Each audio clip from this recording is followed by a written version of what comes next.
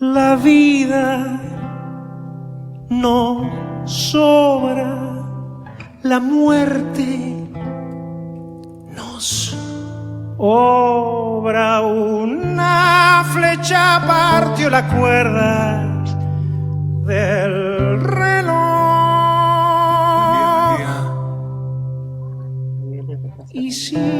Hicimos el nido en el árbol, prohibido en la rama del gato más feroz. Buen día. Dimos a luz, pero no me lleves a... ¿Cómo va? ¿Cómo andan? ¿Cómo andás, Ani? Bien, bien. ¿Vos? Ah, ahí recién te escucho. Bien, bien, bien. Por suerte, bien. Es que le presto la compu a mi hija y ella lo tapa con un Syntex, ¿viste? Entonces yo decía, ¿qué mierda que no me veo, viste? Que saqué la Es cosita para que esa. no la controle. ¿Qué es esto de Claro. Gabo Ferro que pusiste? Nada, estaba viendo a ver cómo funcionaba para compartir video. Ah, Ahora no sé cómo sacarlo. Nadie me dijo cómo sacarlo. Estoy tratando de ver cómo se hace. Ahí está, de tener. Bien, ahí va. ¿Cómo va? Hola, ¿qué tal? ¿Cómo anda, Gemma? Bien, acá estamos. Bueno, genial, genial. ¿Así que te gustó la película? Sí, está muy buena la película. Y Sí. aparte es que engloba los contenidos de la clase. Sí, sí, tal cual, tal cual. Hola, ¿Cómo va, Melina? bien. Sí, yo, viste, no soy amigo de las películas viejas en blanco y negro, me cuesta, siempre, no es que no me gusten, en general me cuesta ponerme a verlas, pero hay películas, bueno, no sé, como alguna de Chaplin, por ejemplo, Tiempos Modernos de Chaplin, que es, digamos, fascinante, o esta misma ya la debo haber visto como 4 veces, porque cada vez que la pienso incluir en una clase o busco alguna escena, me la termino mirando todo otra vez, ¿viste? Porque Sí. es como que, no sé, me atrae. Está muy bien hecho el guión es muy bueno. Pero bueno, te deja pensando también, ¿no? En cómo somos. Porque en cada uno de los personajes podés reconocer personas que uno conoce y a uno mismo, ¿no? Se reconoce muchas veces con ese tipo de pensamientos. Entonces está bueno. Sí, algo propio. Uh-huh. Sí, tal cual. Bueno, ¿cómo van llevando las cursadas? Bien, por ahora. Se va haciendo pesado, ¿no? Cada vez que llegamos más a fin de año, Sí, un poco. el cansancio se empieza a acumular y se nota. Mm. Sí, la falta de presencialidad igual. Es Sí, difícil. también. Sí, ayer estábamos en plenario con los profes de historia y decía algo la profe Laura, que están los dos, Laura Lanín, que tiene mucha razón, pensando sobre todo en los estudiantes, también nos pasa a los docentes, digo, pero pensando en los estudiantes, la falta de estar en el aula y de no tener a veces el apoyo, quizás ustedes tienen un recorrido más grande o más largo en el instituto, y entonces, bueno, ya tienen otro tipo de relaciones establecidas con compañeras, compañeros, que eso ayuda, pero lo notábamos mucho más todavía en primer año, ¿no? La imposibilidad de construir ahí por ahí grupos más sólidos, cómo afecta, ¿no? Cómo hace que todo sea más difícil. Porque esa es la verdad, yo me acuerdo cuando estudiaba también y me pasaba lo mismo cuando estudiaba presencialmente, ¿no? Que a veces llegaba al instituto con ganas de dejar todo y de mandar todo ahí, y bueno, para otro momento. Y bueno, y siempre está la palabra de alguna compañera, algún compañero, ese apoyo que claramente hace que las cosas sean distintas, y al no tenerlo ahora realmente es difícil, es difícil. Pero bueno, es lo que nos toca, es lo que nos toca. Y aparentemente el principio del año que viene va a ser igual. ¿Sí? Sí, por lo menos es lo que parece hasta ahora. Sí, pareciera, digamos, con el movimiento de estos últimos días, pareciera que va a ser distinto, pero yo tengo mis dudas, ¿eh? Tengo mis dudas. Quizás si la cosa mejora un poco y se soluciona algo por lo menos, puede haber algo de presencialidad, un poquito. Encuentros más cortos, más limitados, lo cual sería muy bueno incluso, digo, eso ya sería un avance. Pero no sé, hay que ver qué pasa. Tenemos que ver qué es lo que va a pasar en el verano. Yo digo que si no tenemos temporada de verano en términos turísticos, el invierno que viene es de Walking Dead, este lugar, ¿no? Nos vamos a estar peleando por la última lata de durazno o de arveja, digamos, va a ser realmente muy complicado para lugares que tienen un ingreso importante anual de turismo, el no tener porque este invierno fue complicado, pero hay que reconocer que veníamos de una temporada que era buena, con lo cual hay una reserva de dinero dando vuelta, que si el año que viene no está, y va a ser todo mucho más complejo, todo mucho más difícil. Ahora, parece que van a abrir el turismo, no van a tener muchas alternativas. ¿Qué va a pasar con el virus si no hay una vacuna y se abre el turismo? No sé qué va a pasar. ¿Seguirán la cantidad de contagios o aumentarán? Y si eso pasa, los primeros que quedamos obturados en la posibilidad de volver a la normalidad vamos a ser en educación, porque como no es una actividad productiva, no es una prioridad en ese sentido. Así que no sé, va a ser complicado.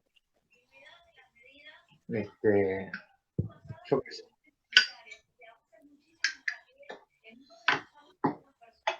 Vamos a ver.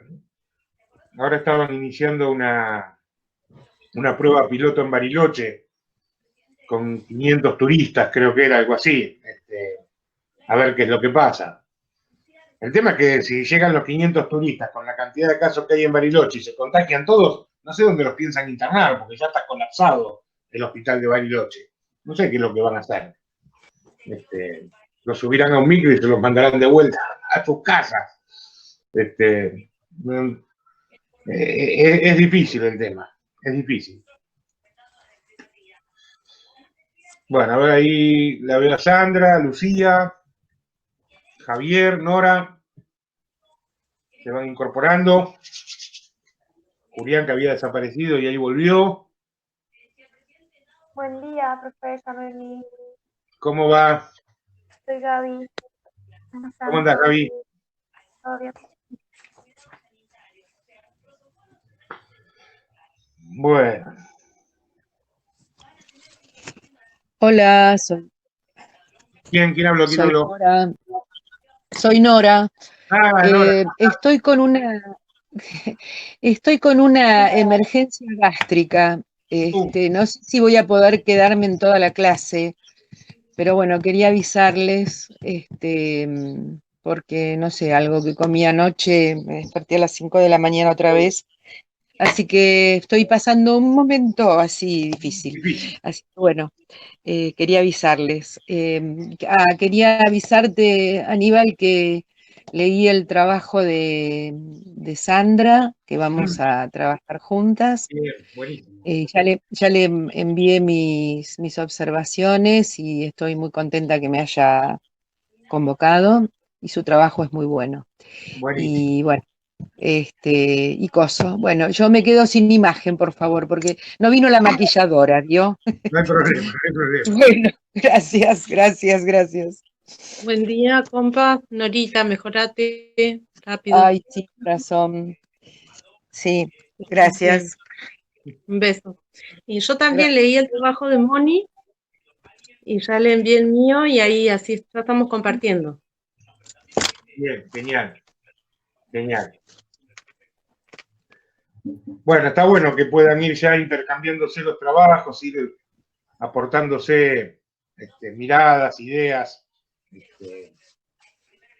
Esperamos con Julián que esta modalidad de evaluación, de trabajos que planteamos, bueno, si bien exige seguir al tanto de las clases e ir haciendo incorporaciones, esperamos que sea menos complejo y menos traumático hacia el final del cuatrimestre que lo que suelen ser otros tipos de evaluación en la cual, bueno, plantear un nuevo trabajo, por ejemplo, para las últimas 2 semanas, suele ser también bastante más trabajoso y, bueno, en la superposición de materias que suelen tener, siempre son varios los trabajos o los exámenes que hay que rendir, así que, bueno, esperamos que les ayude a transitar el espacio, no sé si de una manera más relajada, pero por lo menos menos traumática, ¿no?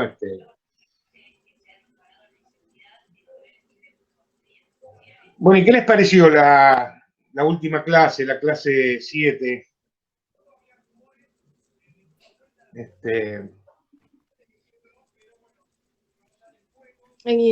No, está bien la clase, está bueno. El tema del planteo del diálogo.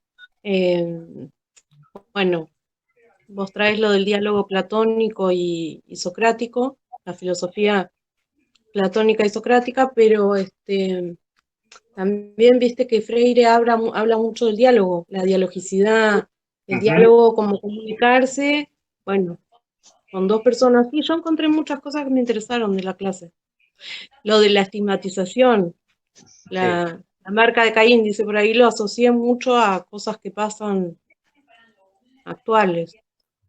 Lo de las políticas públicas, lo de la agenda pública y la agenda gubernamental, y bueno, también lo asociaba a diferentes derechos que se conquistaron desde el espacio, desde la agenda social, y subieron hacia la agenda gubernamental ahora hace poco, y después otros también, ponerle como la ley de voto joven de 2012, que parte desde la agenda gubernamental y es una política que baja desde el Estado. Y en cambio, bueno, la lucha por la legalización del aborto es algo que está instalado socialmente y que todavía, si bien el Estado se hace eco, todavía falta mucho. Y cómo entran a jugar ahí estos tipos de valores, de verdades absolutas, que tienen que ver más con metafísica que con política. Bueno, después hablamos de eso, seguro. Sí, bueno, ahí está planteado un poco la discusión, pero bueno, me parece que el análisis que haces, Gemma, es correcto, ¿no? Es decir, como por un lado, y estos plantean algo los autores que estuvimos leyendo, como por un lado son los nuevos movimientos sociales, las agrupaciones desde la sociedad civil, quienes tratan de elevar e imponer temas, y muchas veces también cómo desde el Estado se ha construido, digamos, y esto en el caso argentino particularmente, más allá de las banderías políticas y demás, hay que reconocer que el proceso iniciado en el 2001, ¿no? A partir de esa crisis tan fuerte, y digamos, esta toma de acción de la sociedad civil, a partir de reunirse y juntarse y demás, bueno, va a ser que desde el propio Estado, sobre todo de los primeros años de la administración kirchnerista, haya un intento por repolitizar, ¿no? Y en este sentido creo que la ley del voto joven sería una expresión de eso, de repolitizar a la sociedad, es decir, de volver a incluir a la sociedad en la discusión política, ¿no? Porque una de las características de las reformas neoliberales justamente habían tenido que ver con un movimiento de despolitización de la sociedad. Hay algo que yo quería comentar, porque ahora releía la clase y me daba cuenta de que ninguno de los autores habla de ello, pero para mí es una... Con las reformas neoliberales y sobre todo en Argentina a partir de los 90, pero esto no es privativo de la Argentina, sino en el mundo, toman mucha fuerza, una gran fuerza, diría yo, lo que se conoce como las ONG, ¿no? Las organizaciones no gubernamentales. Y a mí se me ocurre que hay como una suerte de competencia por momentos entre lo que nosotros podemos llamar movimientos sociales, grupos de personas, de vecinos que con problemáticas específicas se juntan para reclamar por sus derechos y demás, y las ONG, por otro lado, que son, no quiero ser despectivo, digo, porque tampoco quiero generalizar, hay ONG de todo tipo, pero son como una suerte de manifestación cool, ¿no? Como, yo las entiendo muchas veces como una manifestación típicamente neoliberal.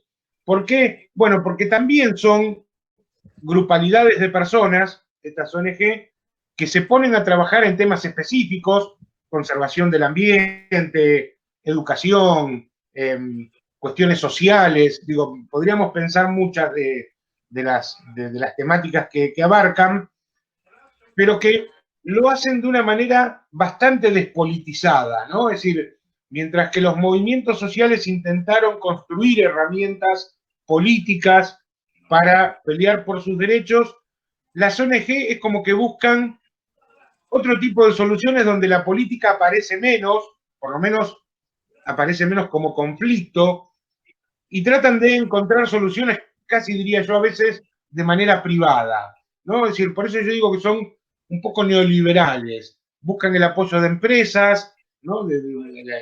Sobre todo el sostenimiento económico de empresas y demás, y entonces tratan de resolver, y de hecho muchas veces resuelven cuestiones importantes, pero lo hacen de una manera sustraída de la lógica de lo que es la política democrática, si se quiere, ¿no? Insisto, con esto no trato de hacer una crítica a las ONG, de hecho, creo que crecieron y proliferaron justamente porque había vacancias, había un espacio por ahí abierto, que no cumplía el Estado, que ya no cumplía el Estado al cerrarse un poco el periodo del Estado benefactor, y que, bueno, alguien tenía que asumirlo y entonces aparecen estas agrupaciones, estas organizaciones no gubernamentales, que además van a tener el prestigio, digamos, de ahí un poco la fuerza que toman, es que justamente no son, y esto lo digo muy entre comillas, no son políticas, no pertenecen a los partidos, no están dirigidas, o en general no estaban dirigidas por personajes de la política. Con lo cual, habiendo un gran desprestigio sobre la política y sobre los políticos, bueno, estas organizaciones tenían como este halo de virtud que tenía que ver con no ser de la política. Por eso me parece muy significativa esa denominación de organización no gubernamental, ¿no? Como, digamos, se apropiaban de esa no gubernamentalidad como algo positivo. Bueno, me parece que ahí hay una reflexión para hacer en torno a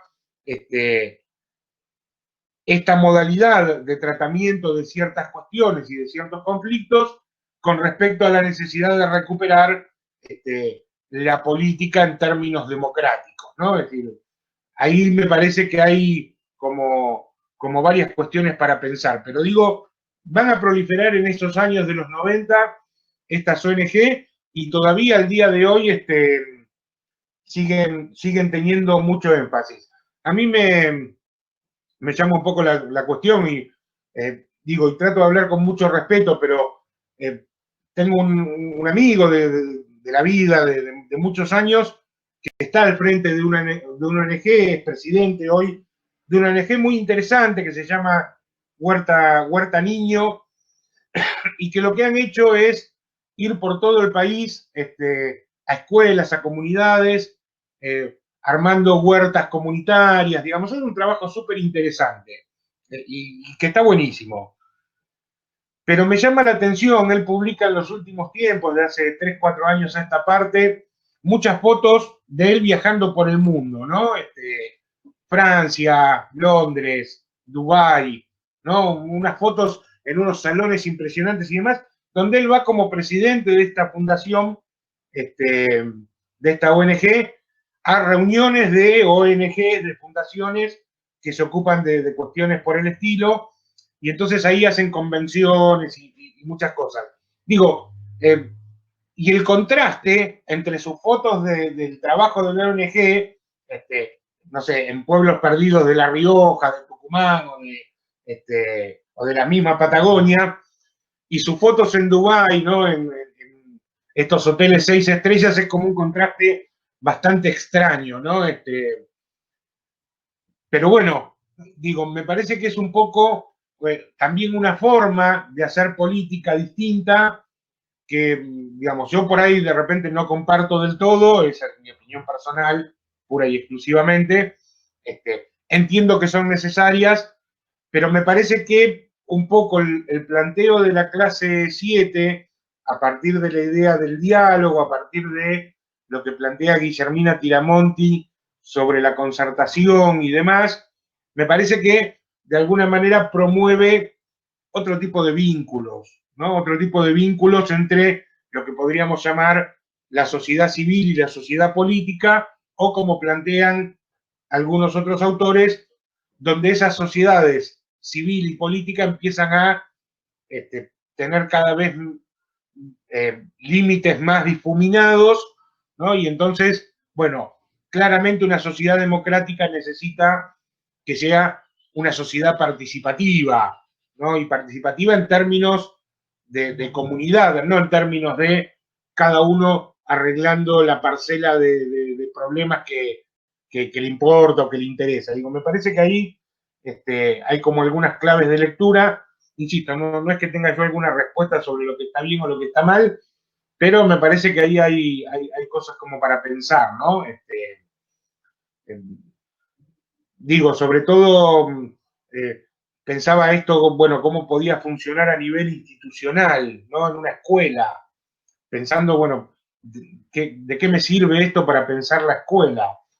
Y bueno, pensaba en cuestiones problemáticas que aparecen en cualquier institución y diferentes formas de solucionarlas, ¿no?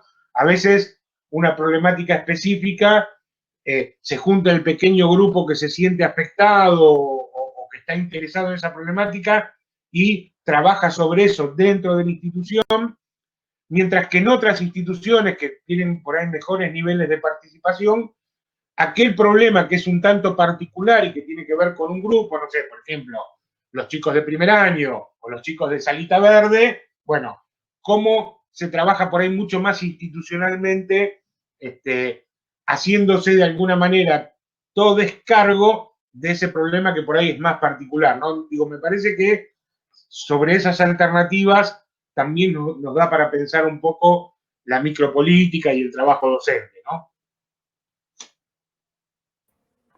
Hola, buen día, soy Javier. ¿Qué haces, Javi? ¿Se escucha bien? Sí. ¿O muy bajo? Un poquito bajo, pero se escucha. Bueno, yo pensaba en esto que decías de tu amigo, ¿no? Y los lugares de privilegio que le toca quizás estar. Pensaba en Ernesto Guevara, un hombre que habló en la ONU. El tema me parece que pasa por ahí, qué se dice, qué se hace en esos lugares. Por ahí tiene relevancia por ese lado, habría que profundizar y saber de qué habla este muchacho. Y quizás sea interesante. Sí, Javi, sí, tal cual. A ver, yo quiero decir esto que por este amigo del cual estoy hablando, tengo el máximo de los respetos y el máximo de la admiración, porque yo sé el trabajo que hace. Entonces yo, digamos, no me refería en este caso a él, a su persona, sino que yo lo pensaba más como espectáculo, ¿no? Es decir, estas reuniones que estos grupos van armando son todo un espectáculo, ¿no? Y yo pensaba, bueno, ¿cómo funciona el espectáculo ese? No porque no pasen cosas interesantes y no porque no haya discursos comprometidos y demás, digo, porque de esto, yo además, por lo menos de lo que es su actuación dentro de lo que él hace en su fundación, bueno, la fundación en la que trabaja en realidad, porque no es la fundación, digo, yo sé que hacen un muy buen trabajo y tengo un gran respeto por eso, pero por eso, digo, me llamaba mucho la atención. Ahora lo que vos traes de Guevara, por un lado me parece que tiene cierta relación, por otro lado también me parece que en ese caso específico la ONU es un lugar de discusión política, ¿no? Y estos encuentros, yo quiero decir esto, a ver, algunas ONG argentinas viajando a Dubái y hablando en Dubái, de lo cual lo único que a nosotros nos llega son las fotos a los amigos, ¿no? Los que vemos en Facebook. Digo, me parece que como herramienta política en términos sociales es una herramienta un tanto débil, porque justamente no sabemos qué es lo que hablan, porque no está pensado como herramienta política. Es, digo, como espectáculo a mí lo que siempre me llama la atención, y alguna vez se lo pregunté a él, y me ha dicho que es más o menos así, es un lugar donde van, cuentan sus experiencias para que les den palmadas en los hombros o en el brazo, ¿no? Para decir qué buenos que somos, ¿no? Es decir, aparece un poco esta idea. Bueno, Suena como, es que, claro, así como lo estás contando, suena como si fuera un lugar de encuentro para explicar qué buenísimas políticas se llevan a cabo en el tercer mundo. Sí, hay algo de eso. Por eso digo, y él, por supuesto que disfruta sus viajes y me imagino que se los merece, y como los tiene pagados y no los tiene que pagar de su bolsillo, los disfrutará doblemente.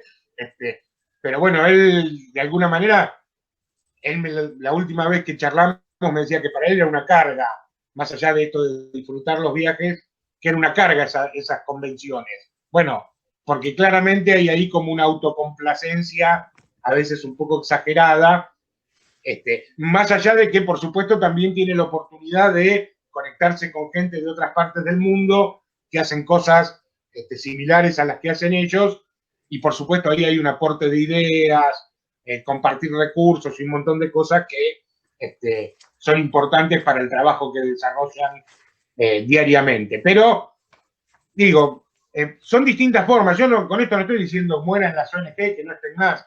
Digo que en buena medida proliferaron porque la política en determinado momento se retiró de la arena pública, ¿no? Y aparece esto que plantea Bauman, esto de las soluciones biográficas a problemas sistémicos, digamos. No sé, tenemos una ONG, por ejemplo, estaba pensando ahora una ONG que no me acuerdo bien el nombre, pero que trabaja con la construcción de casas para personas que no tienen techo. Está buenísimo lo que hacen. Pero la cuestión del techo es un problema político de primer orden, que hoy lo vemos, digamos, mucho más reflejado con la cuestión de, bueno, lo que en los diarios llaman las tomas de tierras. Entonces, eso es un problema que tiene que ser agenda pública de primer orden para el Estado y para la sociedad en su conjunto. Esto es lo que yo creo. No debería ser un problema de ONGs privadas que tratan de ir solucionando cuestiones de esta manera. ¿Qué estoy diciendo? ¿Que no estén más? No, esto hay que hacerlo porque hace falta. Pero tenemos que recuperar lo otro, tenemos que recuperar lo político, tenemos que recuperar al Estado como garante de derechos. Porque si no, ¿quién es el que está garantizando, en este caso, el derecho al techo? ¿Es un grupo de personas privadas que hacen lo que mejor pueden en un pequeño sector de la sociedad? Porque, bueno, toman un barrio, toman una zona geográfica y sobre esa zona trabajan, está muy bien. Pero es un problema sistémico que necesita claramente una resolución política, ¿no? Y para eso hace falta el Estado, y para eso hace falta un Estado que además abra la participación del resto de la sociedad. Pero para tratar de resolver los problemas en términos sistémicos y no como una solución privada, como una solución biográfica donde, bueno, si justo la ONG decidió trabajar en este barrio, los que vivimos en este barrio estamos bien, mientras que los barrios que no fueron seleccionados seguirán viviendo su problema y sufriendo su problema sin posibilidades de solución, ¿no? Digo, porque el Estado, y no hablo acá del Estado argentino, hablo del Estado en general, en esta concepción neoliberal de achicamiento, lo que hizo es, bueno, dejemos esto al mercado. El mercado soluciona algunas cosas, sobre todo para los que tienen que comprar. Después aparecen las ONG que, digamos, sin ser parte del mercado de la forma más cruda, bueno, solucionan pequeñas parcelas o tratan de solucionar pequeñas parcelas de la realidad. Pero ¿dónde está el derecho en términos universales? ¿Dónde está el Estado garantizando esos derechos? No, el Estado no puede porque el Estado tiene que ser pequeño, tiene que ser garante de las reglas del juego, diría, no sé, el neoliberal. Bueno, esta es un poco la crítica que nosotros hacemos en este sentido, insisto, no para desmerecer el trabajo de los movimientos sociales o de las ONG, sino para decir, bueno, ese trabajo se tiene que traducir en políticas públicas. El Estado fomenta igual. El Estado fomenta tipo ONGs de filantrópicas, así, ¿viste? Y que sí, tienden igual al final al individual. Si el Estado fomenta esto, es igual para desligarse de muchas cuestiones. Pensaba en lo que vos decías de una casa, no sé si la organización se llama Un Techo para, bueno, algo así. Sí, hay varias. Y sí, el Estado se desliga de muchas cosas. Claro. Por eso digo, el Estado, tomando esa actitud, digo, el Estado muchas veces da crédito, muchas veces da apoyo financiero a estas ONG, lo que hace es desligarse del problema, decirle, bueno, solucionenlo ustedes. A ver, en términos muy crudos, al Estado le sale más barato. Como le sale más barata al Estado la educación privada. ¿Por qué? Porque el Estado, si habla de educación pública, tiene que construir una escuela, pagarle a los maestros, amueblar la escuela, poner los recursos didácticos, digamos, tiene toda una serie de inversiones que hacer, que es una inversión muy alta. En cambio, si viene un privado y dice, bueno, yo armo una escuela, pongo el edificio, pongo las mesas, las sillas, los recursos didácticos, pero necesito que el Estado me ayude pagando los sueldos. Y el Estado dice, vamos, fantástico, porque a mí me sale mucho más barato pagar solo los sueldos que armar toda la escuela. Por eso el Estado neoliberal es un Estado privatizador. No es que deja de poner dinero en la educación, lo que hace es poner menos y dejar que muchas cuestiones se resuelvan en el ámbito del mercado o en el ámbito privado, digamos. Y ahí un poco está la crítica en este sentido, ¿no?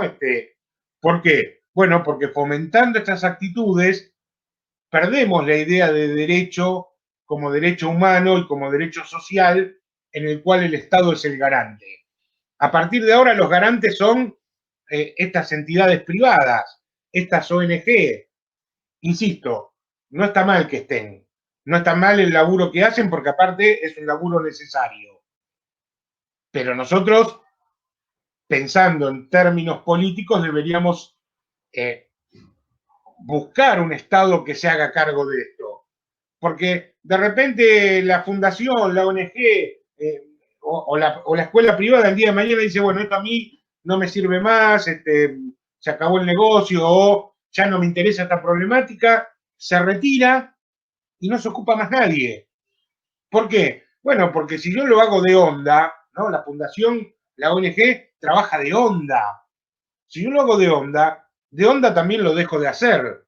No es mi obligación, no es mi responsabilidad.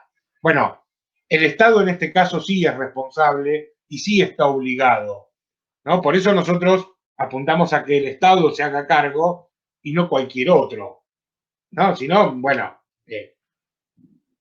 valdría todo lo mismo.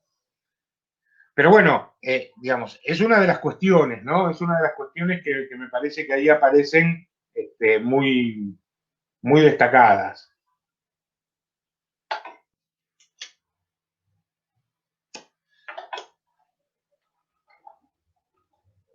Y después, el otro tema que a mí me parecía por ahí interesante de la propuesta de la clase 7, esta que hace Gustavo Zuckman con respecto al diálogo.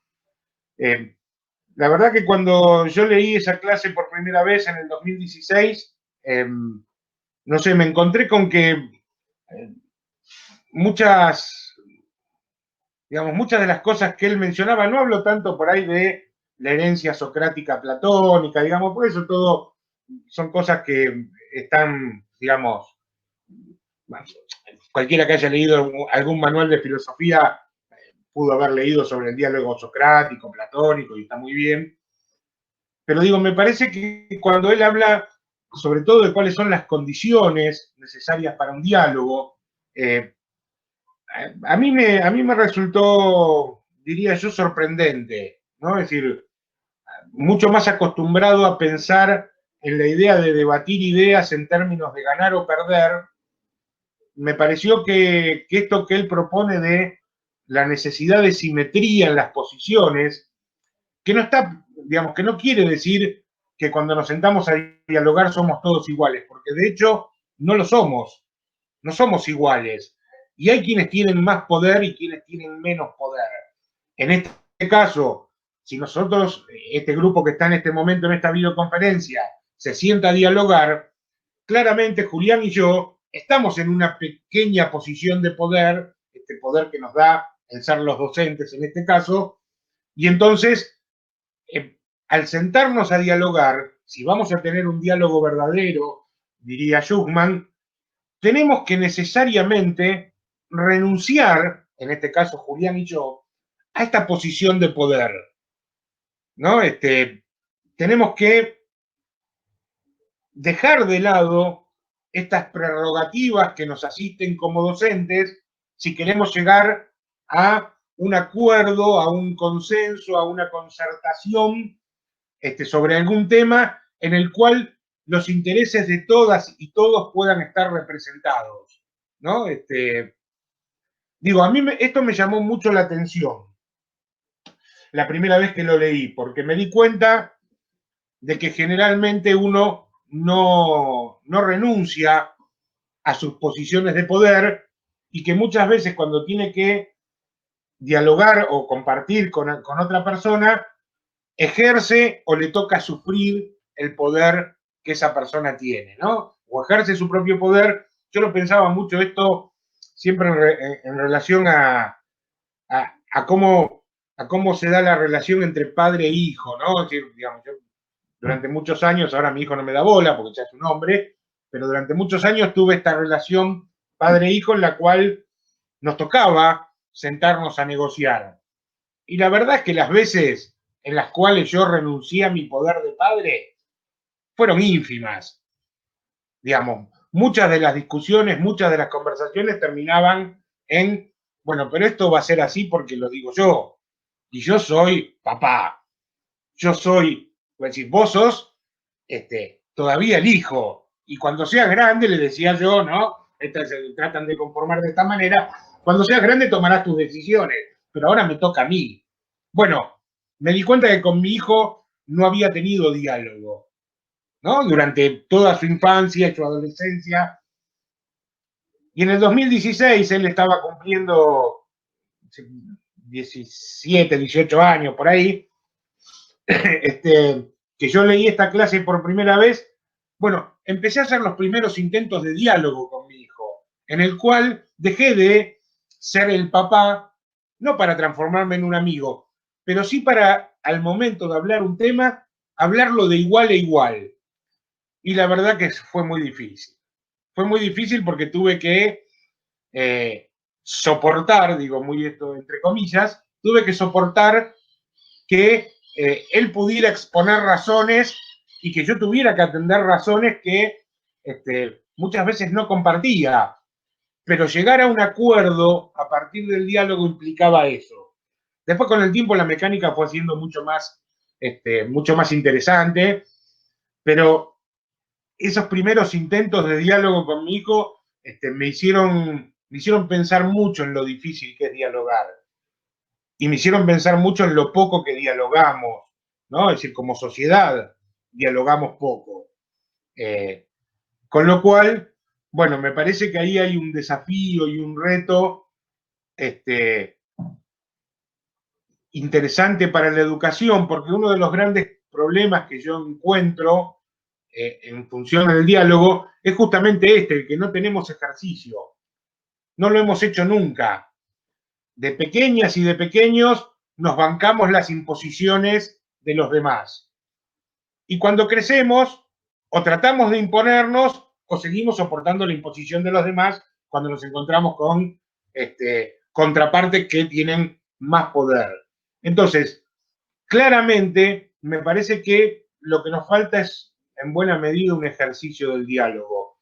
Algo que en las escuelas se puede fomentar y se puede hacer en tanto y en cuanto los docentes seamos capaces de renunciar, por lo menos en determinados momentos y sobre determinadas cuestiones, a esa asimetría lógica y necesaria que hay en la relación docentes-estudiantes y podamos tener encuentros de diálogo, ¿no? A mí me parece que algunas experiencias que seguramente ustedes han pasado seguramente en el instituto, como el filosofar, ¿no? El dispositivo del filosofar, ¿no? Es un dispositivo interesante para que aparezca el diálogo, donde no hay juzgamiento, donde no hay imposición de ideas, donde no hay una resolución única para los temas que se charlan. Me parece, insisto, que en la escuela podemos fomentar esos espacios de diálogo y seguramente con niños y niñas que transitan 12 años por escuelas primarias, secundarias, 12, 13 años, seguramente serían personas mucho más dialogantes como adultas de lo que somos nosotros como personas dialogantes. Que insisto, no nos han enseñado demasiado al respecto, no lo hemos practicado casi nunca, y entonces, bueno, claramente tenemos formas de comunicarnos que tienen mucho más que ver con esa lógica de imposición o aceptación que con la posibilidad de construir respuestas compartidas, ¿no?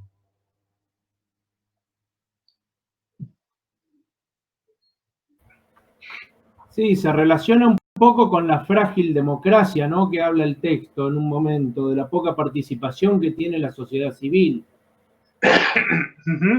Sí. En ese sentido, pensaba en Galeano, ¿no? Cuando habla de los organismos que gobiernan a los gobiernos y habla del Fondo Monetario Internacional, ¿no? 5 tipos o 5 países deciden sobre la política, sobre el gasto que tiene que hacer un gobierno dentro de su sociedad. Sí, claro.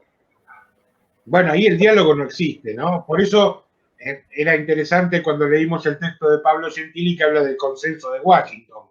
Bueno, ¿qué consenso? O qué concertación, no importa cómo llamemos al término. Ahí claramente hay una imposición de ideas en la cual se les dijo a los países, en este caso latinoamericanos, ustedes tienen que hacer esto, esto y esto, si quieren venir por este camino. Y los países dijeron que sí, pero esto no quiere decir que representara primero los intereses de esos países, y mucho menos que eso hubiera sido trabajado en términos de conflicto y de acuerdos dentro de las sociedades. Digamos, nosotros entramos al neoliberalismo de los 90, privatizaciones, y todo lo que, sin que nadie nos preguntara nada. De hecho, el presidente Menem llegó prometiendo revolución productiva y después lo que hizo fue desregulación, apertura al mercado, privatización, digamos. Y por supuesto hubo sectores de la sociedad que se quejaron, que pusieron el grito en el cielo y demás, pero la realidad es que nadie nos preguntó si estábamos de acuerdo con esto. Y así fue. Entonces, esa forma de resolver los conflictos, esa forma de tramitar la política, de elaborarla, de llevarla a cabo, son formas autoritarias, o por lo menos no son formas democráticas. Por eso a mí, más que la palabra democracia, ¿no? Porque la democracia termina siendo por ahí a veces como algo muy, muy formal, ¿no? Esto que tiene que ver con, bueno, hay democracia si uno tiene libertad de expresión, si uno puede votar lo que quiera, bueno, ahí parecería que hay democracia, pero a mí me gusta más pensar en términos de democratización, ¿no? Que no tiene tanto que ver con lo formal de un sistema democrático, sino con, bueno, cómo se logra que en una sociedad, que en una comunidad, pueda haber mayores niveles de participación, y en este caso es una participación, si ustedes piensan en el voto democrático, es una participación de iguales, de 1 a 1. No hay un voto que vale 2 y otro que vale 1. Pero el problema es que cuando nos sentamos a discutir los temas, el grupo que tiene mucho poder y que, por ejemplo, tiene llegada a los medios de comunicación, puede difundir su idea en comparación a otros grupos que no tienen ese poder y no pueden difundir su idea, y entonces la idea del grupo hegemónico se transforma en la idea general. Ahí la disparidad de poder es muy fuerte. Entonces, Claro. Es muy complicado. Sí. No, yo no dije nada. Igual Bueno, quería después decir algo del diálogo. a ver, dale. Bueno, con lo referente a esto del diálogo y de la posición de simetría, pensaba, bueno, Freire en la educación como práctica de la libertad, tiene una parte donde dice, él hace alusión a algo de Jasper, que debe ser otro autor, no lo conozco. Y bueno, habla de que el diálogo debe ser una relación horizontal de A más B, y después, bueno, dice que tiene que ver con el amor, la esperanza, la fe. Pero después dice, voy a leer acá un párrafo chiquitito. El diálogo es, por tanto, el camino indispensable, dice Freire que dice Jasper. No solamente en las cuestiones vitales para nuestro orden político, sino para todo nuestro ser. El diálogo solo tiene estímulo y significado en virtud de la creencia en el hombre y en sus posibilidades. La creencia de que solamente llego a ser yo mismo cuando los demás también lleguen a ser ellos mismos. Y ahí, en lo que vos pusiste en la clase, ponés en una parte reconocer al otro como ser humano, esto de la alteridad. Ajá. Y para reconocer al otro como ser humano tenemos que despojarnos de los prejuicios que traemos, que mucho tiene que ver también con esta educación hegemónica, los medios de comunicación, y ponele, seguramente todos nosotros escuchamos alguna vez la frase, o tal vez la dijimos también, yo escucho de todo menos cumbia villera. Es algo que yo lo he escuchado, y es más, alguna vez lo he dicho. Yo escucho todo menos cumbia villera. Ya en la sola reproducción que uno hace, estás estigmatizando, y viene dado también desde la posición hegemónica que nos quiere, o sea, la posición hegemónica que, bueno, controla las subjetividades también, forma. Pensaba, bueno, con el tema de cuando estuvo el 1 a 1 y que después estalló todo para el 2000, en los barrios, en las zonas urbanas, en las villas de Buenos Aires, los jóvenes tuvieron la posibilidad de comprarse sintetizadores, guitarras, teclados, y explota el tema de la cumbia villera, que aparece como un fenómeno cultural urbano de acá de Argentina. Después, bueno, con la crisis, al generar este enemigo interno, la estigmatización, empezamos a ver el programa Policías en Acción. Sí. Bueno, este programa Policías en Acción todo el tiempo estaba reproduciéndose y era cómo criminalizar a la juventud de las villas. Cómo, o sea, no tenían resolución, nunca se establecía si había un culpable, si no había un culpable, pero lo importante era mostrar la criminalidad desde ahí, desde ese sector.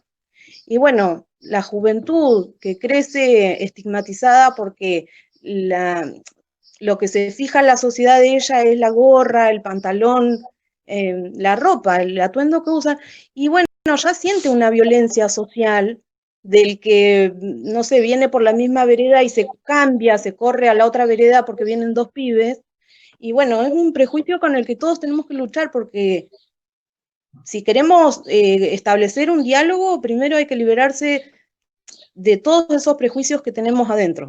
Eso quería decir. tal cual, Gemma. Suscribo absolutamente todo lo que dijiste. De hecho, ¿se acuerdan que en alguna de las primeras clases tenían un link, no me acuerdo en qué clase ahora, no importa, que era un pequeño texto muy cortito sobre la tolerancia? Hablamos de la tolerancia, que habíamos puesto un videito también de Capusotto y demás, digamos, y criticábamos un poco el término tolerancia en ese sentido, ¿no? Porque la tolerancia implica, decíamos ahí, o por lo menos es la posición del INADI y de muchos autores al respecto, de que implica una posición de superioridad y de poder en la cual un grupo tolera a otros, y este concepto que trae Schumann de el reconocimiento del otro, de hecho, hay, no me acuerdo ahora, no me va a salir el nombre, no importa, pero hay un filósofo, pensador, que escribió un libro que se llama La ética del reconocimiento, que trata sobre todo este tema. Esta idea de reconocer al otro, de reconocerlo como un igual, aunque sea diverso y diferente en sus pensamientos, en sus formas culturales, digamos, pero un igual en términos de derechos, en términos de posibilidades y potencialidades, ¿no? Un poco esto que traías de Freire. El reconocimiento es justamente una forma absolutamente distinta de mirar y de entender a la otredad, ya no como enemigo, ya no como competidor, ya no como peligro, sino como alguien que está ahí para aportarme aquellas cosas que yo no tengo, alguien que está ahí para recibir de mí aquellas cosas que no tiene, y alguien con quien tengo que construir necesariamente juntes, una comunidad. A mí me parece buenísimo que vos traigas a Freire. Schumann no lo menciona nunca a Freire. Yo creo que lo que plantea Schumann sobre el diálogo, digamos, es totalmente compatible con lo que dice Freire, y Freire habla todo el tiempo del diálogo y habla de esto de formar personas dialógicas. Yo creo que Schumann no lo menciona porque él, digamos, viene desde la filosofía y entonces trata de construir más desde el campo filosófico, y por ahí Freire es muy usado y muy tomado desde lo pedagógico, didáctico, si se quiere, pero claramente están hablando de las mismas cosas, ¿no? Y sobre todo, insisto, Schumann lo menciona en algún momento, incluso habla de un pensador, Margalit, que es judío, y justamente lo que plantea es esta dificultad que tenemos para mirar a las otras personas sin preconceptos, sin prejuzgamiento, y sin creer que aquello distinto que el otro tiene es una amenaza para mi persona o para mi grupo, ¿no? Nosotros tenemos una forma de construirlo subjetivamente en la sociedad occidental moderna, que es el nosotros en contra del ellos, ¿no? Del otro. Y justamente me parece que a lo que apunta el diálogo es una construcción subjetiva diferente, ¿no? Donde el otro deja de ser un enemigo, empieza a ser una oportunidad, y no una oportunidad para aprovecharme de ese otro, sino una oportunidad para enriquecerme, pero enriquecerme como persona, no enriquecerme en términos económicos. Bueno, me parece que ese es el gran desafío para pensar en construir una sociedad distinta. Pero esto, digamos, requiere, por un lado, un trabajo personal muy fuerte, esto que nosotros llamamos todo el tiempo la deconstrucción. Nosotros tenemos que deconstruirnos porque tenemos matrices de pensamiento y de formas de actuar y demás que claramente van en otra dirección, y después tenemos que construir, y sobre todo digo construir junto a las nuevas generaciones, aquellas que vienen, digamos, con el disco rígido vacío, bueno, no vacío, con el disco rígido con posibilidades de aprender, ¿no? Y de aprender mucho y de construir. Recordemos nosotros siempre que decimos que niñas, niños y adolescentes están en plena construcción subjetiva. Bueno, si nosotros colaboramos para que tengan una construcción subjetiva distinta a la que tuvimos nosotros, y de hecho esto está pasando, ¿no? Cuando nosotros vemos cuestiones de género, cuando vemos cuestiones de, incluso cuestiones étnicas y demás, vemos que niñas, niños y adolescentes en general tienen una mirada mucho más abierta y mucho más positiva que la que quizás tenemos nosotros como mundo adulto. Bueno, porque hay muchas de estas ideas que se empezaron a develar en las últimas décadas, a partir sobre todo de las luchas de grupos sociales que han reivindicado sus propias pertenencias y sus propios derechos. Bueno, me parece que esto en la educación está pasando. El tema es que, bueno, creo que hay que reforzarlo y creo que la tarea docente tiene que ver con crear oportunidades conscientes para que esto suceda, ¿no? Yo creo que si logramos crear esas oportunidades, dar esas oportunidades a nuestras niñas, nuestros niños, nuestros jóvenes, a poder tener estas prácticas y sobre todo que descubran el valor positivo que tienen estas prácticas, bueno, probablemente la sociedad futura en algunos aspectos pueda ser mejor que la nuestra. Quizás, digo, ¿no? Esa es la esperanza, ¿no? En vez de pensar a la educación como una reproducción de aquello que somos, ¿no? Porque tenemos que conservar, es pensar la educación como, diría Freire, emancipación y como mejora, ¿no? Es decir, la apuesta de cada generación adulta debería ser que las próximas generaciones sean mejores que la de uno. Aunque en realidad solemos tener una mirada conservadora en la cual siempre estamos pensando que lo de antes era mejor. Entonces, los chicos antes eran mejor que ahora, eran más educados, hacían más caso, traían menos problemas, se drogaban menos, se embarazaban más grandes, digo, y entonces parece que siempre el pasado fuera mejor. Hay una canción que me gusta mucho de Luis Alberto Spinetta que dice algo así como, aunque me fuercen, yo nunca voy a decir que todo tiempo por pasado fue mejor.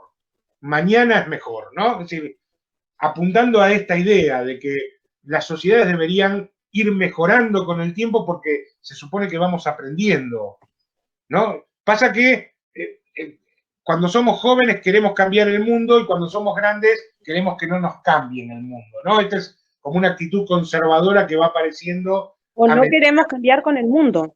O eso, ¿no? O no queremos cambiar con el mundo. Digo, aparece como cierto conservadurismo a medida que uno va creciendo. No digo en todas las personas. Freire era claramente un tipo que, grande y todo, cuando llega al final de su vida, sigue siendo un tipo que está apostando a un futuro mejor. Bueno, me parece que ahí hay una actitud para copiar, si se quiere, ¿no?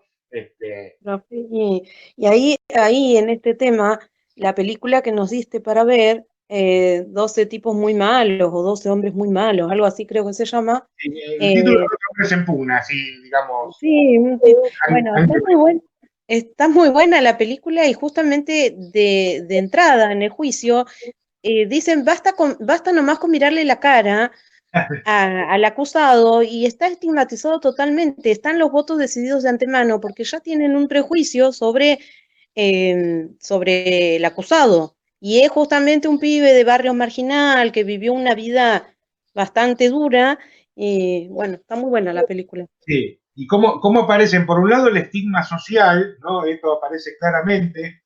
Después hay otro personaje que es uno de los jurados que en realidad odia al chico porque está odiando en ese chico, está odiando a su hijo por un tema personal, ¿no? El hijo que no lo llama, que no lo atiende, que no le da bola, entonces está trasladando su bronca para con su hijo, con este chico que está acusado del asesinato de su padre. Entonces, bueno, cómo todos esos prejuicios, esos preconceptos o esas cuestiones que nos pasan por el cuerpo a cada una y a cada uno, muchas veces nos hacen pensar de otros cosas que no tenían ningún fundamento, digamos.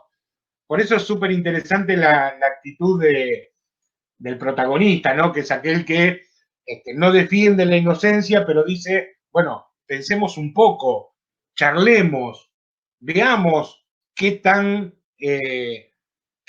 cristalina es esta verdad que parece que todos creen, pero que en realidad nadie ha probado, ¿no?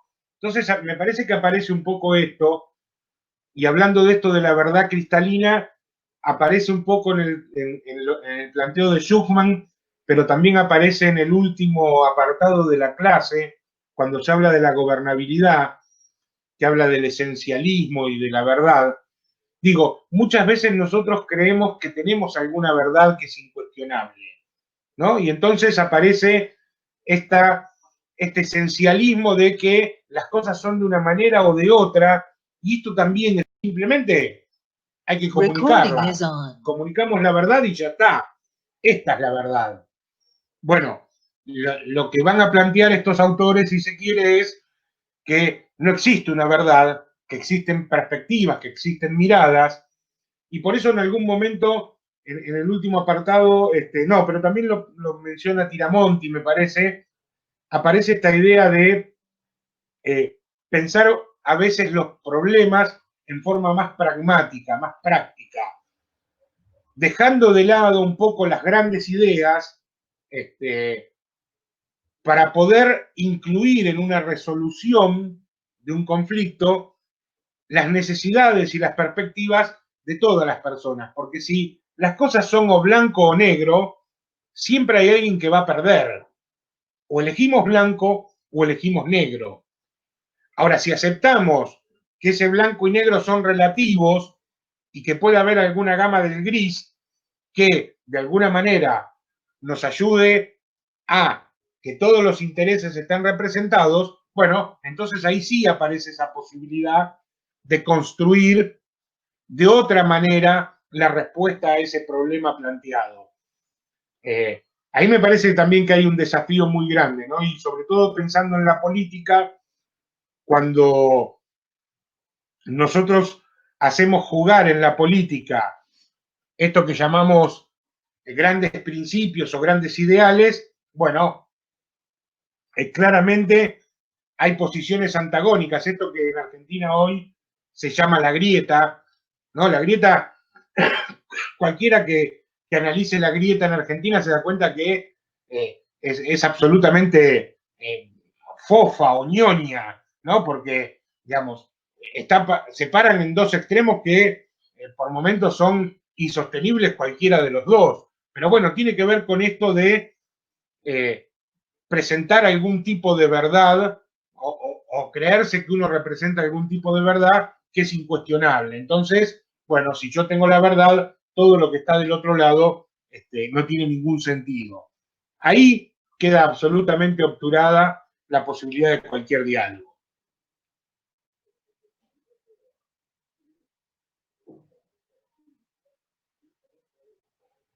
Yo me quedé pensando, Sí. Dale, Juli. Sí.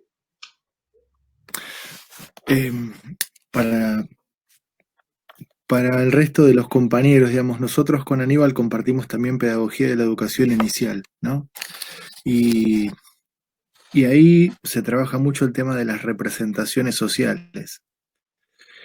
Y establecimos un trabajo que pusimos a las estudiantes como en situación de que fueran así directoras de marketing y tenían que crear ciertos productos que hicieran que la sociedad cambiara ciertas ideas sobre la infancia.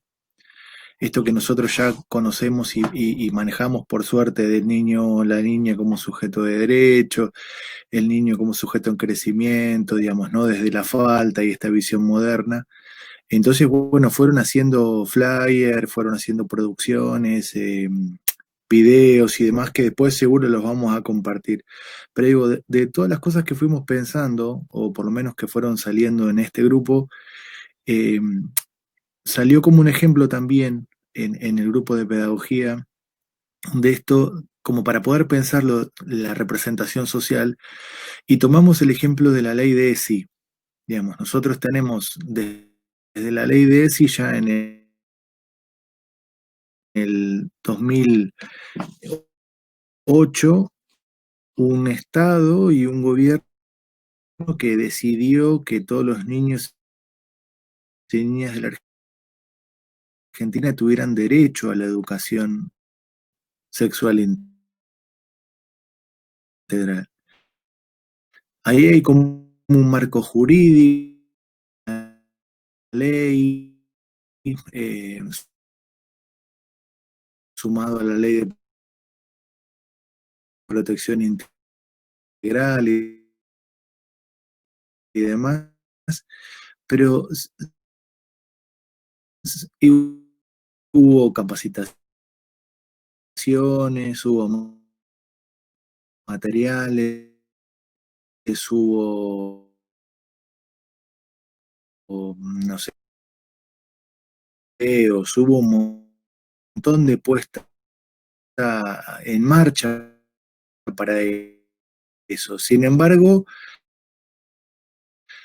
ahí no hubo laburo, por lo menos lo que pensamos es desde la representación social de la sociedad en relación al trabajo con la ESI, ¿no? Digamos, por eso cuando uno en una sala de jardín, en una sala de 4 o 5 dice que va a trabajar ESI, la mayoría de los padres y las madres se ponen el grito en el cielo, digamos, porque siempre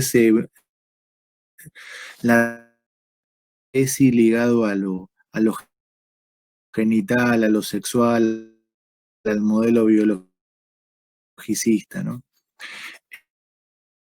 Y acá también, digamos, me parece que nosotros hay mucho que trabajar en las escuelas sobre la representación social, el lugar del otro, de esta simetría o de la simetría, o qué lugar le damos a la participación del otro, cómo lo consideramos al otro. Es como mucho de laburo en eso.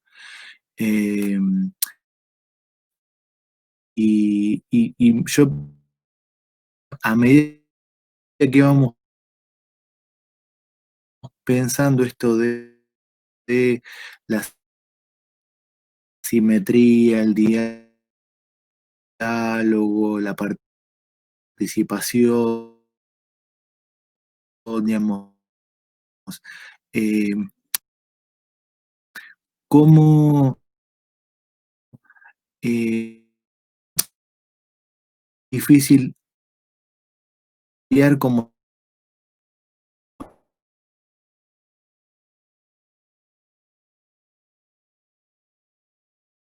las ciertas ideas, ¿no? Digamos, nosotros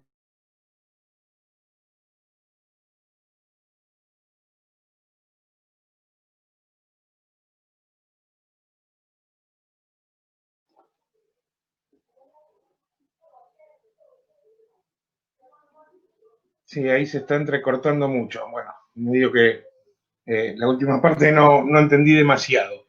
Pero, bueno, un poco abonando a esto que decía Juli, de la necesidad de cambiar las representaciones. Digo, esto en nuestros preconceptos, en nuestros prejuicios, en esas etiquetas que le vamos colgando a lesotres, claramente tiene que ver con estas construcciones que hacemos. Ahí Lucía hablaba de algunos videos que se pueden encontrar y charlas de Darío Stranraver hablando sobre la otredad. Me parece que claramente hay en la mirada que suele tener Darío, digamos, mucha riqueza también para pensar a la otra persona.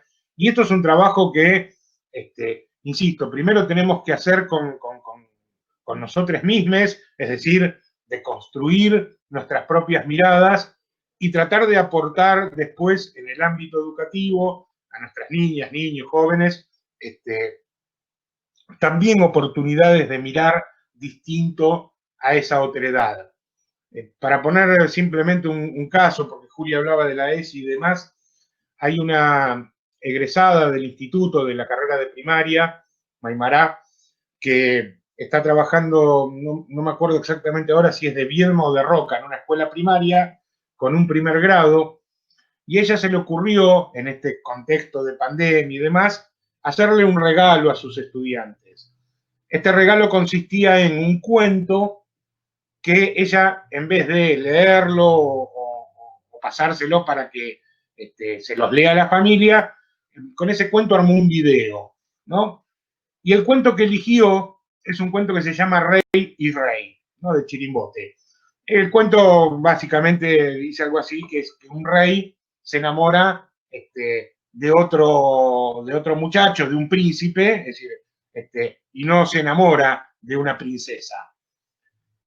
Bueno, cuando ella presenta, digamos, porque tiene que andar presentando, se ve todas las semanas aquello que va a trabajar con sus estudiantes en este contexto de pandemia, la dirección del colegio le dice que no, que ese cuento no lo puede mandar, que no corresponde. No le dieron muchas más explicaciones, simplemente le dijeron que no. Por supuesto, Maimará le escribió a una de las profes del instituto que está en el equipo de género, lo socializamos, lo charlamos, hicimos una nota al respecto, y no fue una nota que le enviamos a la directora de la escuela, sino que la hicimos pública, pero por supuesto le llegó a la directora de la escuela, con lo cual elaboró una respuesta que le mandó a la dirección de nuestro instituto, diciendo que no era el problema porque ella estaba a favor de la ESI, que hay que trabajarla y demás, pero que los trabajos con la ESI son trabajos que se hacen de manera institucional y que, bueno, hay que hacer acuerdos y demás cuestiones antes de trabajar esto con los chicos. Por lo tanto, por eso se le había dicho que no podía enviar el cuento. Ahora, fíjense, porque la pregunta que a nosotros nos surgía es, ¿qué hubiese pasado si en vez de armar el video con este cuento que se llama Rey y Rey, hubiera armado un pequeño video con el cuento de Caperucita Roja? Seguramente la dirección no le hubiera dicho que no. Y de alguna manera lo que nos planteaba Maimará, y que en este sentido está absolutamente claro, es que ella no pretendía trabajar con ese cuento. Aunque por supuesto está atravesado por la educación sexual integral, dice, era simplemente un cuento y un regalo con un video, imágenes y demás que yo le hacía a mis estudiantes. Bueno, claramente la directora, que quizás está en un proceso de deconstrucción, porque no es que dice la ESI no la vamos a trabajar, pero sí dice la vamos a trabajar de una manera determinada, de alguna manera está dando a entender que las relaciones entre dos hombres no son algo bueno o algo normal o algo que se puede, digamos, comentar sin especificaciones, ¿no? Sin un tratamiento institucional anterior. Bueno, claramente esto va en contra de formar subjetividades donde haya una aceptación y una valoración de las otras personas de otra manera distinta a la que hemos tenido tradicionalmente, ¿no? Me parece que ahí aparecen estas cuestiones de incoherencia y de incongruencia que tenemos dentro del mundo adulto y que es un conflicto que seguramente las estudiantes, las niñas, los niños no hubiesen tenido, ¿no? Yo creo que los niños y niñas de primer grado, de ese primer grado que tiene Maimará, hubieran recibido el video, hubieran visto el cuento, lo hubieran disfrutado, y para ellas y ellos seguramente hubiera sido mucho más, y esto lo digo muy entre comillas, natural poder plantear un cuento con dos hombres que se enamoran. Sin embargo, quizás para sus familias, y esto probablemente fuese cierto, pero también para parte del personal de la escuela, esto podría implicar un escándalo, ¿no? Y entonces, bueno, como es un escándalo, tenemos que ver cómo lo trabajamos, cómo lo introducimos.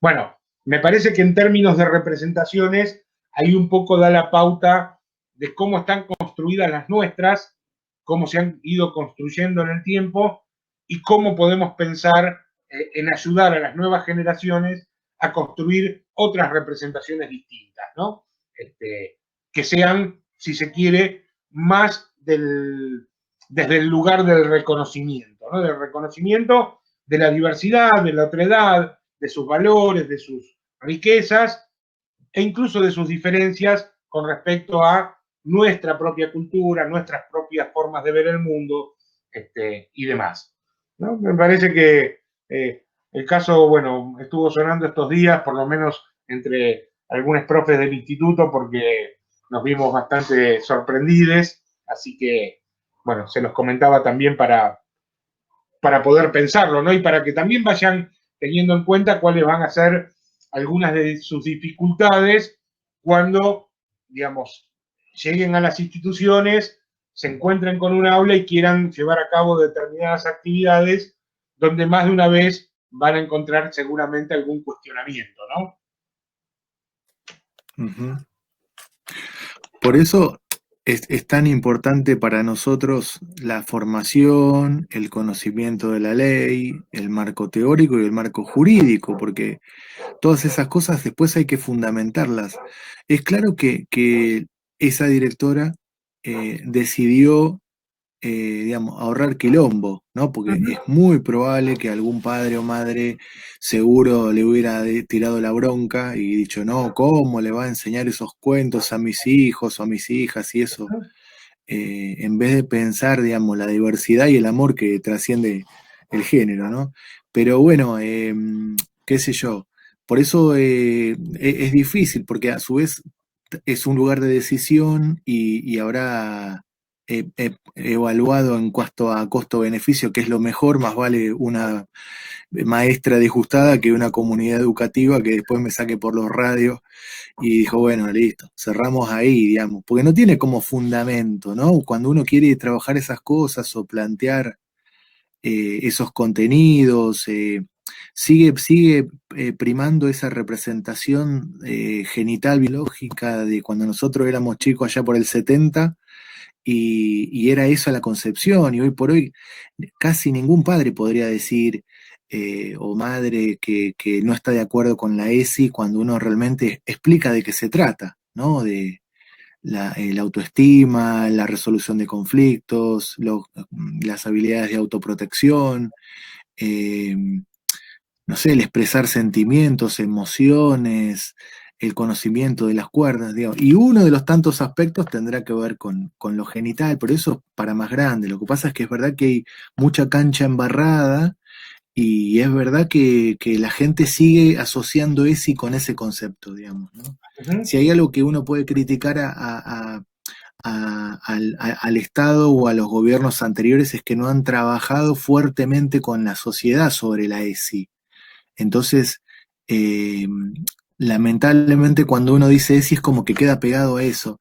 Y me acordaba creo que Gaby dijiste vos de una película sobre lo de policías en acción. Me acuerdo de una película de un documentalista que se llama Michael Moore, de Estados Unidos, que se llama Bowling for Columbine. No sé si la han visto, un peliculón sobre la matanza de esos pibes que entraron a una secundaria y mataron a un montón de gente, y cómo la película trabaja sobre el tema de las imágenes de la televisión y cómo se construye una sociedad peligrosa donde todo te pueden matar, te tenés que armar, digamos, y todo esto también es un negociado, ¿no? Me acordé de eso. Bueno, no hablo más, que ya hablé un montón. Tal cual. Bueno, yo creo que con respecto a todo esto último que decía Juli, digamos, me parece que por eso nosotros también insistimos tanto en esta idea, sobre todo en el campo de la formación general, de construir un posicionamiento ético, político y pedagógico con respecto a la educación. Porque es cierto lo que dice Juli. La directora claramente hizo su cuenta y dijo, prefiero que se enoje la docente y no tener a los padres montándome quilombos en la puerta de la escuela. Pero si alguien, digamos, cree que la educación es un lugar fácil y que todo se va a resolver de manera sencilla, y se equivocó de profesión, porque justamente la educación implica también conflicto. Cuando decimos todo el tiempo pensamiento crítico, lo que les estamos diciendo a nuestros estudiantes es piensen por su cuenta. Y cuando piensan por su cuenta, piensan distinto a nosotros. Y entonces ahí aparece el conflicto, ¿no? Entonces, me parece interesante que podamos posicionarnos y pensar en aquellas cosas que creemos que son importantes, que consideramos que son importantes y que podamos defenderlas, ¿no? Por eso este conocimiento teórico, epistemológico, jurídico, pero que además se traduce en un compromiso que es político y que es ético y que tiene que ver con brindar oportunidades, en este caso, para que nuestros estudiantes puedan hacer sus propias construcciones subjetivas, que no tienen que ser iguales a las nuestras, que tienen que ser mejores a las nuestras, ¿no? Y entonces ahí, bueno, a nosotros nos llenó de, si se quiere, un poco de orgullo, quiero decir esto, cuando en Maimará, en vez de aceptar pasivamente que no le dejaran enviar su cuento, empezó a buscar apoyos, empezó a buscar, digamos, colaboración. En este caso, bueno, se acordó de nuestro instituto y de nuestro equipo de género y de sus profesoras que en su momento les dijeron que esto era importante, y a partir de ahí, bueno, en vez de hacérsela más fácil y decir, bueno, no, cambio y mando Caperucita Roja, no, siguió trabajando con el tema y seguramente va a seguir insistiendo en crear oportunidades para que sus estudiantes puedan ver otros mundos.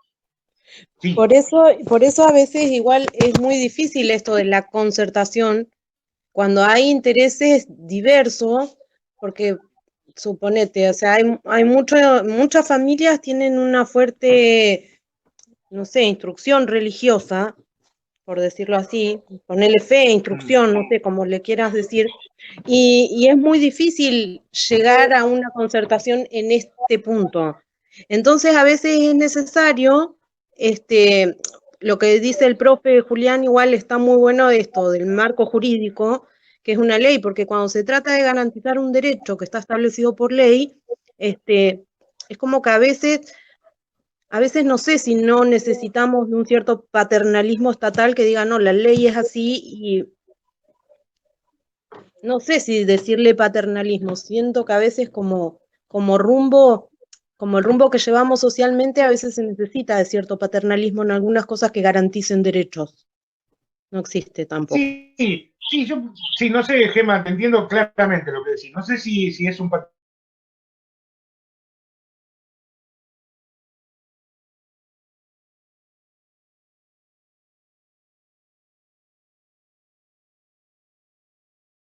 si nosotros hoy nos apoyamos en que existe esta ley para afianzarnos en nuestra obligación de brindar ESI como derecho a nuestras niñas, niños y adolescentes, pero también es cierto que si la ley mañana desapareciera porque hay un grupo de poder que logra que se saque la ley, digamos, yo como docente seguiría introduciendo los mismos temas de ESI porque los considero temas fundamentales para la formación de cualquier persona, más allá de que lo diga la ley o no. Entiendo esto que decís de la concertación, pero hay que entender que la concertación no es que todos nos pongamos de acuerdo, sino simplemente que incluso aprendamos a vivir con la diferencia. Yo voy a decir lo que me ha pasado a mí cuando he tenido reclamos de familias, de madres, padres, sobre algunas cuestiones. Me ha pasado con temas de ESI, me ha pasado con temas también de otra índole, que tienen que ver con la ciudadanía, con la historia. Yo siempre, digamos, yo soy muy respetuoso, trato de ser muy respetuoso de lo que piensan, incluso cuando tiene que ver con cuestiones religiosas y demás. Digo, uno tiene que aceptar absolutamente eso. Lo que tiene que entender una familia, y esto es lo importante, es que más allá de que pueda estar de acuerdo o no con aquello que se le presenta a su hijo, a su hija en la escuela, digamos, nadie está tratando de convencer de nada, ni es un proselitismo en favor de una cosa u otra. Digamos, cuando yo les presento a mis estudiantes una relación entre dos hombres, no les estoy diciendo sean homosexuales. Lo que les estoy diciendo es, hay hombres que aman a otros hombres, y esto es una realidad que te puede gustar o no, que te podés estar de acuerdo o no, pero sigue siendo una realidad que tenemos que respetar, ¿no? Que respetar en principio. Después yo agregaría poder valorar las diferencias, pero empecemos aunque sea por respetarlas. Entonces, a mí el padre, la madre de una niña o un niño, o la directora de una escuela, no me puede decir que yo no puedo hacer esto o aquello en tanto y en cuanto, por supuesto, esté haciendo cosas que sean éticamente justificables. Ahí está la cuestión. Entonces, Claro, y vos estás hablando de algo que pasa en secundaria, que son sí, chicos más grandes. ¿Cómo, o sea, mucho más complejo debe ser el tema en el ámbito primario sí, con niños más pequeños? Pero yo una vez vi un cortometraje, El vestido nuevo se llama, y es un cortometraje español, y es, bueno, un nenito que va a la escuela con un vestido rosa, dura 13 minutos, así que muy es bueno. interesante para verlo. Digo, ¿por qué la escuela, o sea, tiene la obligación de prevenir la homofobia? Para generar Claro, una sociedad diversa, tiene la obligación de prevenir la homofobia, no tiene que esperar a que venga un nene con un vestido rosa, un nene se enamore de otro nene. Tiene justamente para garantizar el derecho de la ESI, debería poder, o sea, Maimara dijiste que se llama la profe que, bueno, ella iba por buen camino con su propuesta pedagógica. sin duda.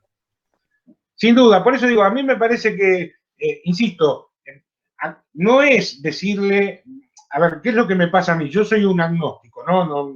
No creo, digamos, en términos religiosos, no creo, digamos, no tengo esa cuestión, aunque tengo sí una formación católica heredada de mi familia, he ido a la iglesia, digo, pero en este momento y desde hace muchos años no creo. Ahora, cuando tengo familias, cuando tengo niñas, niños que tienen una religión, que tienen una fe y que esa fe les da determinadas miradas sobre la realidad, yo las respeto profundamente. Ahora, eso no puede determinar, digamos, el pensamiento particular de uno o un grupo de personas, no puede determinar lo que yo trabajo con el conjunto, en el caso nuestro, con la clase o con la comunidad educativa de la escuela. Respetando que haya gente que lo vea de diferente manera. Por eso, cuando hablamos de pensamiento crítico, no es decirle a una persona esto está bien y esto está mal. Es mostrar realidades, mostrar perspectivas, abrir miradas y después cada uno toma sus propias opciones, ¿no? Porque si no, ahí entraríamos en un reproductivismo total. Cuando yo quiero decir esto, además, y esto lo digo acá y es una opinión muy personal, y no lo lleven con los padres o los padres madres de sus estudiantes. Pero los padres no tienen ningún derecho a obligar a sus hijos a creer lo mismo que ellos creen. Ellos creen que sí, nosotros como padres generalmente creemos que tenemos derecho a decirle a nuestros hijos en qué creer y en qué no. Pero la realidad es que en el transcurso de la vida, los hijos, las hijas, nos separamos muchas veces de las creencias de nuestros padres. Con lo cual, esa niña, ese niño, tiene todo el derecho, que es un derecho que está mucho más allá de su familia, a recibir educación sexual integral, a poder observar realidades que sean distintas a las que vive y que muy probablemente su familia no comparta, porque eso es la educación pública. Después cada uno toma sus propias opciones. Digo, no le van a decir a los padres que no tienen derecho a esto porque ahí directamente entran en una guerra que no se termina más. Siempre uno va por el lado del respeto, por el lado de la posibilidad de que cada persona piense de la mejor manera que le parezca, pero entendiendo que en la educación el grupo clase, la comunidad educativa, está para compartir cosas. Algunas con las cuales estará más de acuerdo y otras con las que estará menos de acuerdo. ¿No? A mí siempre me causaba mucha gracia porque tengo un profe de historia muy amigo que trabaja en Entre Ríos hace muchos años y entonces cuando le tocaba dar algunos temas como el racismo y demás, a veces me pedía algún video o alguna cosa que yo hiciera, porque él, claro, típico entrerriano, es urquicista y los padres de su escuela también, ¿no? Es decir, aman a Urquiza porque es entrerriano y demás. Y bueno, yo suelo tener una posición un poco más crítica sobre el hombre o la persona de Urquiza. Y yo siempre le preguntaba al principio, ¿no? Antes de que yo empezara a ejercer como docente, le preguntaba por qué hacía eso de digamos, presentar una mirada distinta a la que él sostenía y a la que sus estudiantes sostenían. Y él me decía que, más allá de que él fuera un urquicista convencido y demás, entendía que en el análisis social, histórico, hacían falta otras perspectivas. Entonces, ahí se pasaba un video con una pequeña charla mía, diciendo cosas en contra de Urquiza, dando mi mirada, por supuesto, sobre algunos hechos, y entonces él, por supuesto, esto le traía ciertos problemas con los padres y demás, a los cuales tenía que explicarle que estas miradas existían, que estas perspectivas históricas también existían, y que sus hijos tenían derecho a saberlas, más allá de que después siguieran siendo todos urquicistas, ¿no? Digo, me parece que entender que lo público, lo común, muchas veces es contradictorio y es diverso. Bueno, eso es algo que tenemos que aprender a aceptar. Pasa que nos cuesta en tanto y en cuanto seguimos creyendo que los otros, los que piensan distinto, son nuestros enemigos o son peligrosos. Bueno, ahí es donde tenemos que empezar a abrir las miradas, empezar a abrir no solo las cabezas, sino también, y esto lo vamos a ver por ahí, lo voy a introducir en la clase 9, si no me equivoco, también abrir un poco el corazón, ¿no? La emoción, la empatía, porque no es solamente una cuestión racional, sino también es una cuestión de emociones y de sentimientos que todos tienen que tener lugar dentro de la educación pública, al menos eso es lo que pensamos, ¿no? Si no, volvemos a la clase de la tolerancia. Claro. Pensar desde ese lugar. Claro, tal cual. Bueno, profe, acá está pronosticado corte de luz ahora a las 12, no sé si iré a salir del aire en cualquier momento, pero bueno, me sigo quedando acá en la clase. Sí, si alguien tiene algo para decir, lo compartimos, ya son las 12, así que estamos en horario de liberación. Yo simplemente, para terminar, decir que los viernes a la mañana son uno de los mejores momentos de la semana, para mí, ¿no? El hecho de poder juntarnos, charlar un rato, compartir en esto que hablábamos hoy al principio de la ausencia de presencialidad, bueno, por lo menos es el momento más interactivo de la semana y lo disfruto mucho. Gracias, profe. Sí, yo igual, a mí me gustan las clases por videollamada. Sí, es interesante. Por lo menos esto, ¿no? Ya tendremos oportunidad de volver al aula en algún momento. Yo creo que si es así como vos decís que el año que viene no va a haber casi presencialidad, deberían hacerse las clases diarias, o sea, el horario de clases debería hacerse por videollamada. Sí, es una opción. El tema es que, bueno, yo incluso este propio encuentro lo hice siempre pensando como una cuestión opcional, porque la realidad es que muchos estudiantes e incluso muchos docentes vieron lo que pasa con Juli, por ejemplo. Julián tiene una señal muy mala en general ahí en el 8 y es difícil sostener las reuniones, con lo cual, bueno, lamentablemente, digamos, hay mucha más gente que queda afuera. Por eso a mí me pareció que esto de tener una clase escrita por un lado, que se puede mandar por mensaje, por mail, y por otro lado un encuentro presencial, bueno, daba un poco más de posibilidades, aunque estos encuentros no están pensados como una clase, sino más como, bueno, ir tocando algunos temas, alguna charla, lo que va saliendo. Pero sí, estaría bueno si tuviéramos tecnológicamente la posibilidad de que todos tuvieran una buena conexión y demás, sería genial poder tener las clases, como decís vos, de manera sincrónica, en los horarios habituales, ¿no? Porque, bueno, eso por lo menos le daría un poco más de dinamismo a la cuestión. Pero, bueno, lamentablemente las condiciones técnicas no ayudan demasiado, no ayudan. Claro, yo te lo decía por el hecho de que ponele, ya sé los problemas de conectividad que hay, pero en el primer cuatrimestre fue bastante pesado el hecho de producir escrito, de escribir toda la semana para todas las materias, fue complejo. Sí. Sí, también hay que entender que los profes nos estábamos adaptando a este nuevo sistema y seguramente cometimos muchos errores, ¿no? Quiero creer que si el año que viene empieza así, la tendremos un poco más clara y lo haremos un poco mejor de lo que lo hicimos, ¿no? Eso también es una idea que me parece a mí que va a ser así. Pero bueno, también yo sigo apostando y pensando que posiblemente el año que viene pueda haber un sistema que podríamos llamar híbrido o bimodal, en la cual tengamos algo de presencialidad, aunque sea acotada, ¿no? Y una parte de virtualidad. Y eso me parece que lo haría mucho más interesante y mucho más fluido, ¿no? Ojalá. Ojalá. Bueno, gente linda, si les parece, vamos dejando acá y nos vemos próximamente. Les Bueno, gracias. Les mando un fuerte abrazo, espero que pasen buen fin de semana. Hoy el boliche va a estar cerrado, así que no nos vemos a la noche.